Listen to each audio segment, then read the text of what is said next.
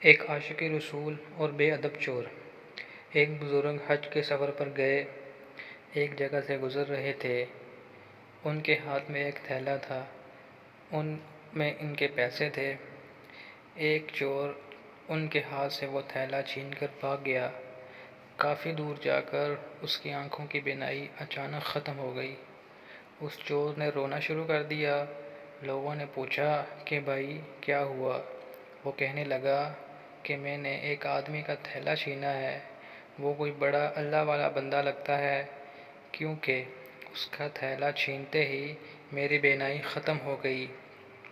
خدا کے لیے مجھے اس اللہ والے کے پاس پہنچا دو تاکہ میں اس سے معافی مانگ سکوں۔ لوگوں نے پوچھا یہ واقعہ کہاں پیش آیا؟ وہ کہنے لگا کہ فلاں حجام کی دکان کے پاس پیش آیا۔ لوگ اس کو اس دکان کے پاس لے کر آئے اور حجام سے پوچھا کہ بتاؤ، اس طرح کا آدمی یہاں سے کوئی گزرا ہے یا آپ اسے جانتے ہو؟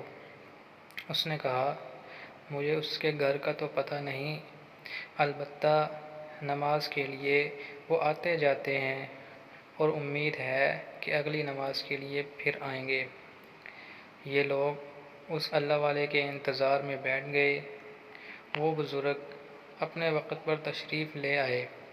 لوگ اس چور کو اس اللہ والے کے پاس لے گئے۔ چور نے جا کر ان کے ہاتھ پاؤں پکڑے اور کہا کہ مجھ سے غلطی ہو گئی، گناہ ہوا، میں نادم و شرمندہ ہوں، میری بینائی چھن گئی، آپ اپنے پیسے واپس لے لیجئے اور مجھے معاف کر دیجئے تاکہ اللہ تعالیٰ میری بینائی کو ٹھیک فرما دیں۔ وہ بزرگ کہنے لگے کہ میں نے تو تجھے پہلے ہی معاف کر دیا ہے۔